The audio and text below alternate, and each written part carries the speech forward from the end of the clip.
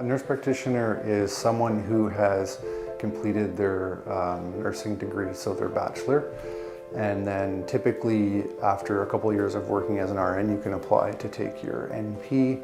You're typically required to do a project at the end, and there's some clinical hours, typically with a GP or an NP, where we train additional clinical hours. So we graduate though with a master's degree. Our role is more similar to a doctor than an RN. So it can be quite confusing when we use the same sort of name, nurse. The main thing with RNs and NPs is that when you're an RN, you're not diagnosing, you're not prescribing. It's the focus of our training to function where we can come up with a diagnosis and a couple differentials and exclude the differentials and then treat often with a prescription.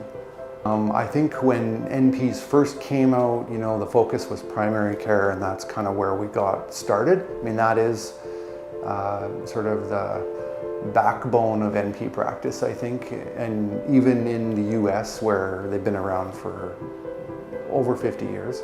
NPs will function like GPs, and so you may see a GP who specializes in some aspect of their care, or likewise an NP who specializes in care. So you can see a GP and an NP, but a patient will typically be assigned to one primary care provider.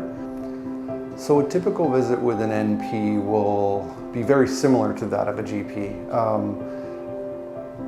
A patient comes in with a complaint, and you'll take a history, and that's what your GP would do as well.